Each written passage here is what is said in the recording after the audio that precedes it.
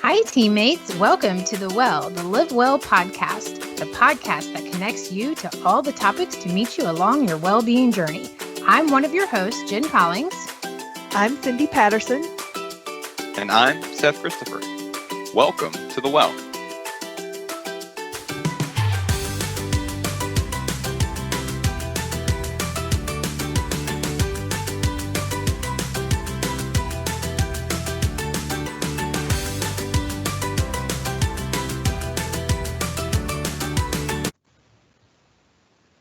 Welcome, teammates. It's another episode of The Well. How is everybody doing? Seth, you're in a new location. I am still at home, but I am now in a small box.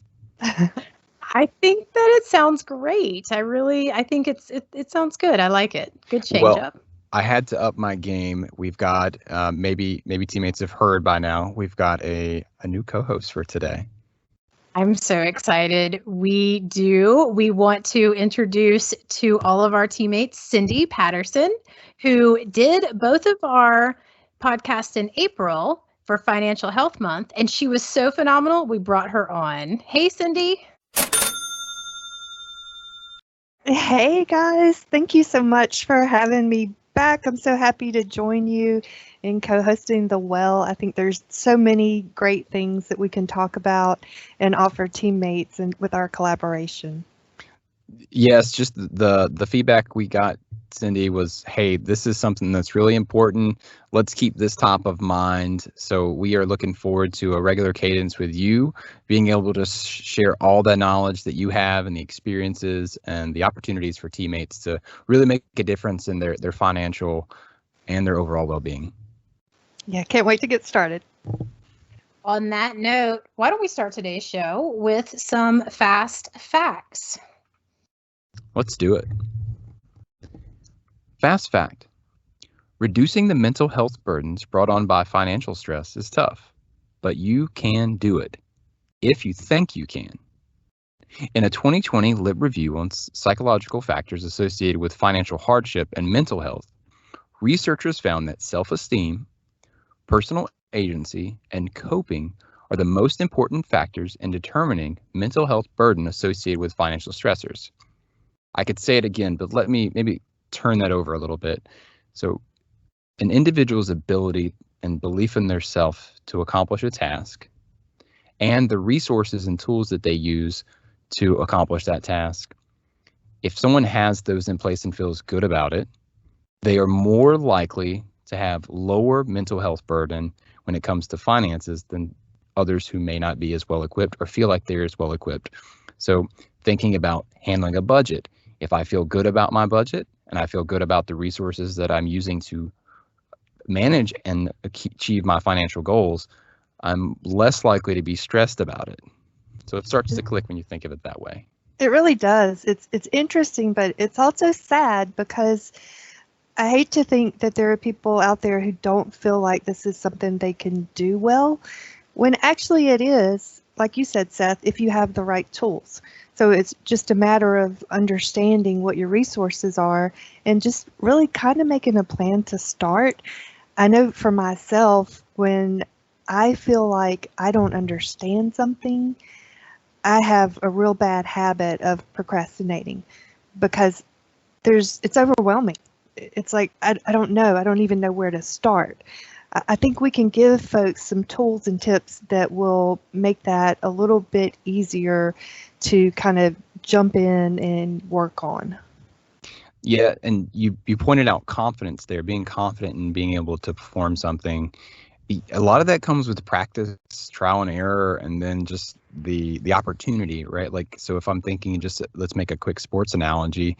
If I want to play baseball and I don't get many chances to go up to bat, I'm probably not going to be really good at batting. So you got to have a little bit of practice and you've got to have those opportunities to learn. Right.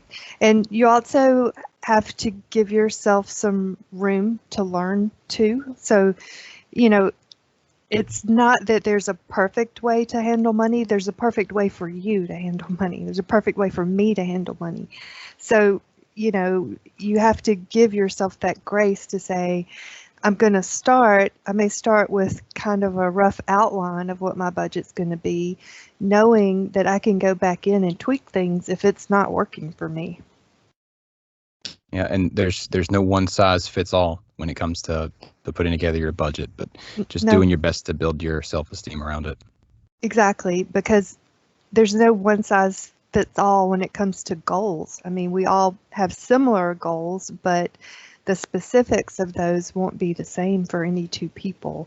So you're the only person who knows what you're trying to achieve, and you're the only person who can put the steps in place to make that happen. So, have some grace with yourself, knowing that if this particular amount that I've set aside to pay for housing wasn't realistic, well, okay, the way I say it is, what spending leak can I close? Where can I, look at my budget and make a little tweak here and there? So it sounds like it's try again, keep trying until you get down to what makes it work best for you. I love that you talk about it's individualized, because I think so many times people think they have to do it some way that they saw on a infomercial or in a book, and that doesn't always work for everybody. Right. But the key is to start. The key is just to start somewhere. And I saw this on another video I was watching recently, and it's the same principle where, you don't decide that you're going to climb Mount Everest, right? You start to train for something like that. You do a little bit here, a little bit there, you build up your stamina. It's the same idea. So really, all you have to do is say, this Sunday evening, I'm going to spend 10 minutes looking at the interest rates that I pay on different, loans or credit cards. That's all you have to do. Just do 10 minutes. It's okay. Then maybe next week you'll say, I'm going to spend 10 minutes looking at my calendar and marking the days when big bills hit my checking account so that I understand what my cash flow really is. It doesn't have to be a grueling, boring, unpleasant task. And sometimes it could be sitting down to look at those interest rates, but maybe even starting at the beginning and saying, what exactly are these interest rates I got myself into? Where am I at? And getting a better grasp around that can help to develop that confidence, and to go along with the grace that you talked about as a coping strategy, being, loving yourself and giving yourself a little bit of a breather when it comes to managing your finances. Yeah, exactly. You may find that the thing that you've been worried about isn't actually that bad, but maybe your attention should be going to something different. Great point. Fast fact: the top cause of stress and major distraction at work isn't the smell of that coworker's reheated fish in the break room. It's actually financial matters. In PwC's 2020 Employee Financial Wellness Survey, 58% of employees surveyed said they're stressed about their finances overall. And about half, so almost 50% of that group of stressed employees, say finances have been a major distraction at work. So Seth, this is horrible. This is just awful. We know that when people have stress from any source, that it impacts their ability to focus. It impacts their sleep. If they're tossing and turning and worried about things. It can give you headaches. It can cause stomach issues. It impacts you physically. And the last thing we want to do is use our PTO because we're stressed. We want those days to be set aside to do something we enjoy. So we've really got to recognize the cause of our stresses, what's, giving us the burden that we feel that we're carrying, and then start to chip away at that so that we're not distracted. Well, not only is it going to impact you at work, it's going to impact your family life. We just can't live that way. You definitely can't live that way. And this kind of speaks to a bigger theme of roles. And, I'm a father, I'm a son, I'm a parent, I'm an employee, I'm a coworker. I'm stressed about my finances overall, I'm probably not going to leave that baggage of stress at the door when I walk into work every day. Unfortunately, Right. it's just not that simple. And so, you know, life's complicated. People's lives are complicated, and finding ways to reduce or kind of never really eliminate, but to reduce the stressors that occur with people's financial lives, and making sure that they come to work and they can perform and they can be happy, and we can create a culture that's productive and open and gives that sense of grace, I think is an important direction to start to turn in a conversation I'm glad we're starting to have here at the Well. Yeah, me too. I think it's good because we talked in the prior podcasts about how we've all been raised not to talk about money and religion and politics and all the things that create conflict with people, but we really do need to be a little more comfortable just acknowledging the things that people are going through. And you just read a statistic there that tells us we need to acknowledge this and work with each other to help. And I can tell you guys from, as I listen, it hits home for me even personally.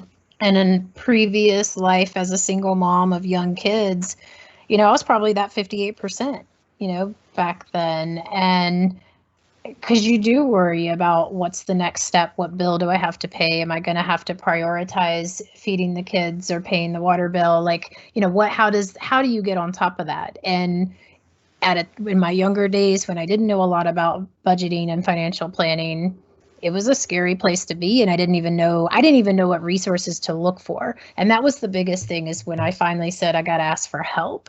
So asking for help, finding the resources to just do what you're saying, Cindy, sit down 10 minutes a day and go, all right, I may not like what I see when I look at the budget, but I have to at least know what's going on so I can make informed decisions.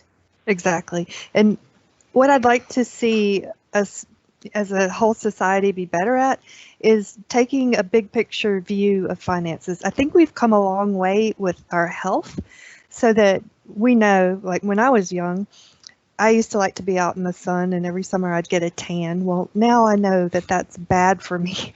And so I wear sunscreen now, and I limit the time that I'm out in the sun. I don't bake myself anymore. We know that if we don't eat a good diet, that in the future we'll have to worry about diabetes and heart disease and all those things. We're just so much more conscious of that now.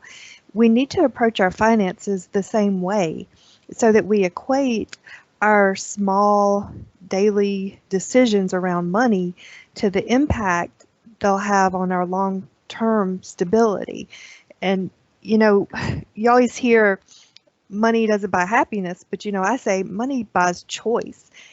We want to have choices when we're older, when we're not maybe physically able to work anymore. We don't want our whole life to be derailed by that.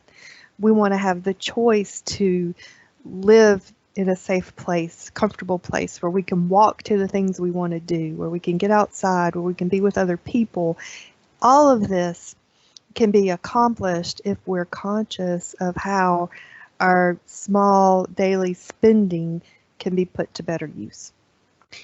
Yeah, and just kind of wrapping up the fact here, making those small decisions and making those small choices and giving yourself the freedom to be able to choose if that kind of jives. But I mean, let's be real here. I mean, most people have jobs. Why? So they can get paid, and that's how they set themselves up to live. So there's a very real, raw part of just having a job because I get paid. Yes, there are the other pieces that go into it.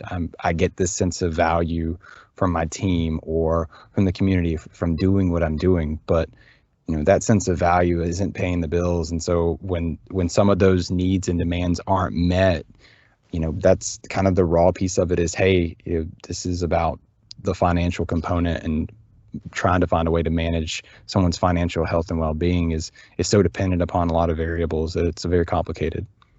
It is hard, for sure. And so that's part of the thing that we have to realize, is that we may not solve a housing issue because we know we live in an expensive area. We're not going to solve that overnight, but there are certain things that we can do that will help. And so, for example, I had a friend who, he was a single parent too, Jen, and he lived paycheck to paycheck, and he was stressed out all the time about all that, and he would get into a rut where every morning he'd take the kids to school, then he'd be on his way to work, and he would stop at a gas station and he would buy peanuts and a Coke every morning. That's the kind of thing I'm talking about. Mm-hmm. Yep. Go to Walmart and buy your peanuts for the month, because in the end, it's going to be a heck of a lot cheaper. I'm not saying you can't have them. Seth may say you can't have peanuts and a Coke every day. But, you know, one vice at a time.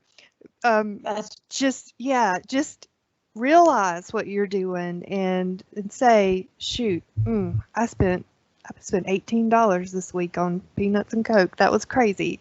You know, and just those small things are what I'm talking about, because if you can find 3 small things like that, that's a lot of money. That's a great point. The only correction I would have is I would never say not to have peanuts and a Coke, but you know, back in my day, it was actually peanuts in a Coke. So a little bit different way to look at it. You drop the peanuts in the glass Coca-Cola bottle. No. Maybe that's what he was doing. I don't know. But yeah, we just have to be aware, and it's hard. You know, you feel like, I try not to overeat. I try not to drink too much. I try not to shop too much. And everybody has to have an outlet. We just need to, you know, recognize healthy outlets. Well, it's priorities too, at any given time, right? So exactly, what do you need? What do you need today, and what can you save today? You talk about daily choices. I won't go into it here, but maybe there will come a time where I can tell you both a very interesting, funny story about a young Jennifer in college who didn't understand how an ATM worked, except for that it just gave her money and didn't understand charges. And one day there was no more money. Yep. That was a hard lesson. But you know, again, maybe one day we can go into that. But that when you were talking about that, I thought about that. I used to go to the ATM several times a day. We've all been there. You know, that's why it's funny, because we can relate. We've all been there. And that's what's sad, is that we should be teaching everyone how money works before, you know, we're 20 years old. Yeah, it doesn't happen. So that's why we're here, and that's why we're talking about this now. This was great, guys. Are y'all ready to bust some myths now? Should we move into our next segment? Let's bust some myths. Let's do it. All right. Myth number 1. Financial wellness is just a feel-good buzzword. After all those wonderful facts, that's a terrible myth to try to bust, huh? We know it's more than a feel-good buzzword. From the Challenging the Myths About Financial Wellness from Forbes.com, I want to read a quote in the article that I found. The concept of authentic financial wellness is measured by a combination of factors, including overall satisfaction with our current financial situation, actual financial behaviors such as budgeting, saving, and debt reduction, financial attitudes, financial knowledge, and objective financial status. So absolutely, financial wellness is more than just a feel-good buzzword. It is a real thing, like we've just been talking about. An AP AOL Health Poll survey linked the likelihood of suffering from depression, anxiety, and heart problems with those dealing with high stress related to debt specifically. So, and as we've sort of talked about already, these individuals too have a higher risk of experiencing relationship issues and substance abuse problems. Oh my goodness. Yeah. And I think we kind of hit on that earlier. You know, relationships are hard enough without throwing in extra stress. So, you know, it's important that we all, even if we feel like we're in a pretty good place, we can all do better. And that shows you how important it is. Absolutely. It's just interesting because you mentioned we've talked about the health problems that come from chronic stress. We've been talking about that for over a year with resilience and COVID and all. And even in this lens with looking at your finances, we still see the same related health issues from just stress in general. But this, as you said, is another part of stress that we don't talk about is the finances. Yeah. Yeah, it's a shame because, we've hit on some very small, like I've called it 10-minute activities that will start pointing you in the right direction. So, it's not impossible. We just have to, like Seth said earlier, feel confident in ourselves and go ahead and make a plan to do it. Exactly. All right, myth number 2. To that point, actually. Everything is set when there's a financial plan in place. So basically this myth is all you have to do is make the plan and then set it and forget it. Nope, this isn't a crock pot. It's important to discuss that once the financial plan is in place, you're not just done. Maintain optimal financial wellness. You have to continue to set your goals and then reach for your goals, as you've talked about, Cindy, in regards to retirement, to debt reduction, just whatever those different goals are. Also important to keep an eye on our finances and plan so that we're, saving towards something. If we want to buy a boat, buy a different house, get a different car, pay for college for ourselves, for our children. So important to be in the know so we're not just surprised when we have to make a big expense. Exactly. And financial education is a lifetime effort. And it's because things change, right?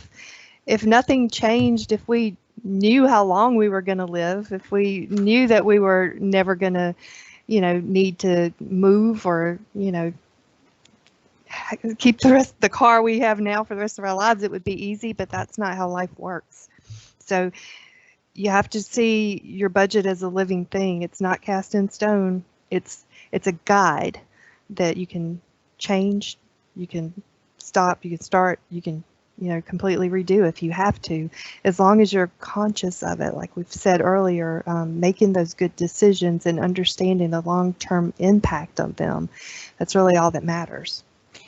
And I can't help but hear you go through this and start to think about how that would be if I were to just set one physical activity plan or one exercise plan.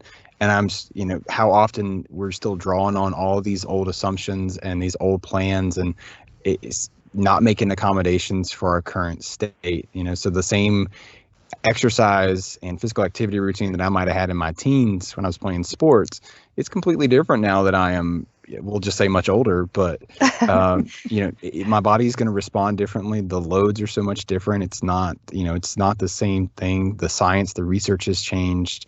All these things have come into place, and managing and understanding your financial plan is no different. You have to continually sharpen the saw. You got to go back and you got to make sure that you're on the right track for you. Absolutely. Well said, Seth.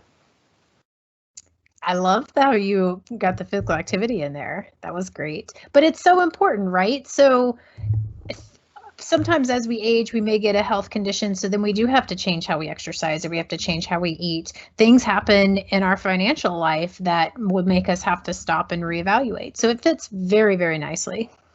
Yeah. And if you take today and look back on your life and think of all the things that you've dealt with, you did it. Jen, you dealt with being a single mom. You made it. So there is a source of some confidence right away. Just, know that you are resilient. You have used your resources. You can always find more and better as we go along, but this is something that we can all do.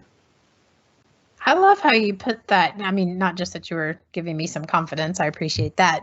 But I like how we've talked about this as looking forward all the time. And I love how you just made a pause to look back and to take in successes. I think that's an important thing to do. I think it's important to do even with fitness and nutrition, along all the different well-being journeys, to take a pause, take inventory of where you are, and just be grateful. Then look and say, hey, I made it, just like you said. That was awesome. It's all true. All right. Such wonderful conversation, Cindy. Really appreciate your dialogue and perspective here.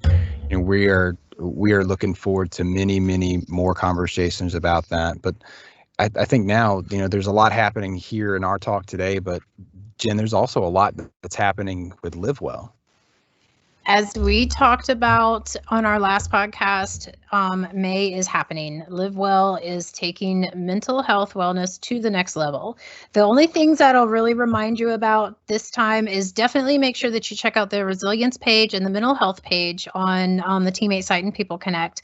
But make sure that you sign up for the free yoga class that is being brought to us by ClassPass. The date for this is May 20th. You can sign up until the day. If you don't get to pre-register, not a problem. You can go into the link the day of. That's totally fine. Just please don't miss this fantastic opportunity to take a half an hour and do some chair yoga with, I think I mentioned this before, a fantastic yoga studio from New York. Yay, that sounds great. Oh, it's going to be so much fun.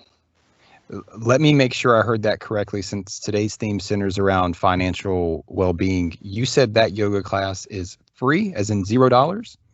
$0. No credits through ClassPass. Absolutely free. All right. Well, speaking of free and money, so our next Live Well incentive deadline, just getting this on your radar, is June 14th.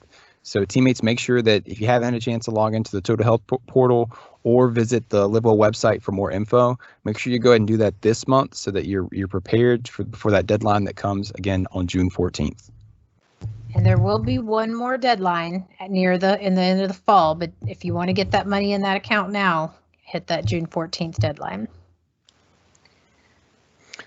All right, wonderful conversation today, Cindy, Jen. This has just been great. I'm really looking forward to all the things that we are going to discuss, and hopefully be able to pull back a few layers of an onion when it comes to financial well-being. Covered a lot. Jen, what exactly did we learn today? As always, we learned so much stuff. The first thing that I want to make sure that we talk about and that we reinforce is our tagline here at The Well. Do a little bit more today than you did the day before, and do more tomorrow than you did today in relationship to your finances. That's what Cindy is talking about. She talked about those 10-minute activities to just sit down, look at your calendar and write into your calendar when your bills are coming out. Take a minute to just write down your budget. What are your expenses coming in, coming out? I'm sure there's some other 10-minute activities, Cindy, that I'm not mentioning, but just taking a few minutes to open up the website, the checkbook, what have you, and just taking a look. We also learned that these finances, employees can be distracted if they're feeling financial stress. So really important to be grace, to give your teammates grace, give yourself grace, and just provide assistance where you can. That's great. Seth, what am I missing? Cindy, what am I missing?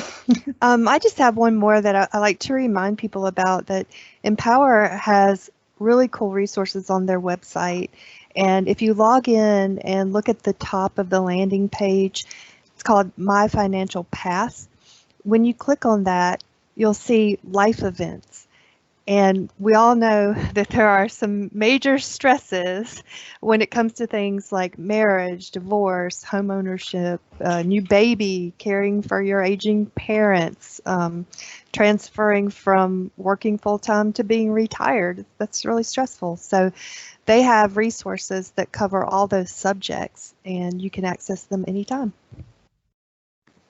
And we'll do our best to put all those resources in the show notes so you have access to them.